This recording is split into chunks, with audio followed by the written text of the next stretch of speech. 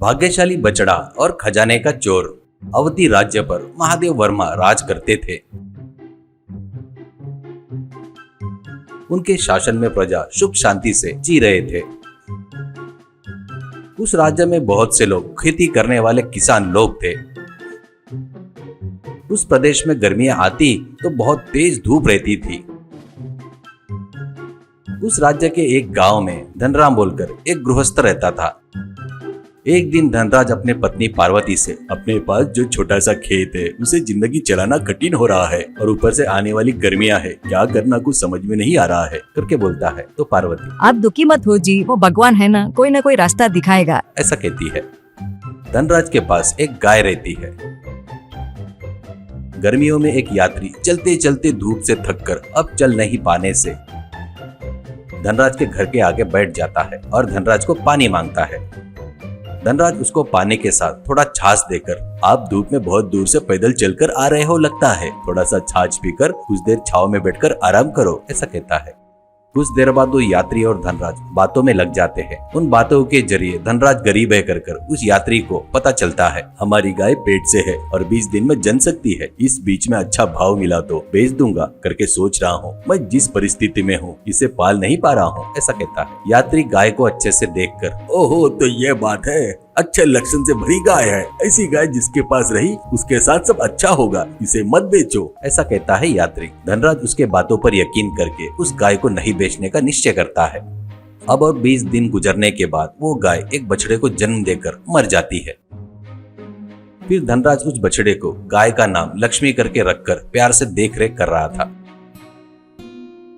एक दिन धनराज घर में नहीं था। उस समय लक्ष्मी उसे बांधी सो रस्सी तोड़कर आजाद हो गई। इस खुशी में इधर उधर घूमकर शाम को जंगल में पहुंचती है। अंधेरा होने के समय पर जंगल में फंस जाती है। उसके पहले दिन रात में कालिया नाम का चोर राजभवन में घुसकर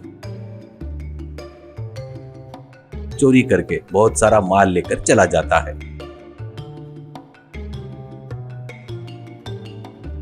ऐसे वो एक जंगल में पहुंचता है और कालिया अपने मन में, फिलहाल ये एरिया ही ठीक लग रहा है। दिन भर जंगल में घूमकर रात होते ही किसी की नजर नहीं पड़ते हुए जंगल पार करके पड़ोस के गांव में चले जाना होगा करके सोचता है। अंधेरा होता है। कालिया उसके चोरे सो वस्तुओं की गठरी सिर पर रखकर जंगल पार करने के लिए निकलता है। चोरे हुए वस्तुओं का वजन बहुत ज्यादा रहने से मेहनत करते हुए चलकर जा रहा था। एक पेड़ के नीचे उसको धनराज की गाय दिखाई देती है। वो तुरंत अपने सिर के ऊपर का गठरा गाय के ऊपर रखकर बांधकर उसको खींच के ले जाने लगा। वो करके चिल्लाती है। धनराज अंधेरा होते समय घर पहुंचता है। पार्वती घाय गड़बड़ी से आकर, अपनी लक्ष्मी दोपहर से नहीं दिख रही है, जल्दी से जाकर ढूंढो, ऐसा कहती है। धनराज तुरंत 4 अपने गांव के लोगों को लेकर लालटेन लेकर जंगल के तरफ आता है। वो जंगल में पहुंचकर ढूंढते वक्त कुछ देर बाद उस गाय की आवाज सुनाई देती है। धनराज, मिल गई, मेरी बच्ची मिल गई करके चिल्लाता है। वो आवाज सुनकर चोर 4 आदमी आ रहे ये देखकर वो गाय और चोरी किए सो वस्तुओं को छोड़कर भाग गया। अपने गाय पर गठरी को देखकर धनराज आश्चर्यचकित होता है। गाय को घर लाकर धनराज और गांव वाले वो गठरी खोलकर देखकर आश्चर्यचकित होते हैं। गांव वाला धनराज से, ये सभी वस्तुएं अपने राजा जी की है, अपन तुरंत इसे राजा को सौंप देंगे, ऐसा कहता है। सभी लोग हाँ करके मान लेते हैं। सुबह होते ही धनराज और गांव वाले उस गठरी को राज दरबार में लेकर जाते हैं।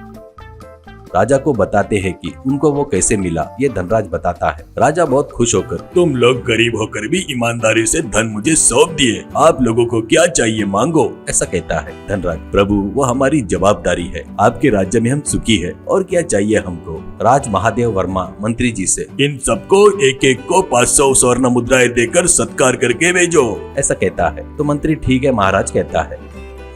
उन सभी को बढ़िया उपहार देते हैं मंत्री और उस गाय की देखभाल के लिए 5 एकड़ खेत देते हैं राजा महादेव वर्मा। वो सुनकर धनराज बहुत खुश होकर उनको नमस्कार करता है।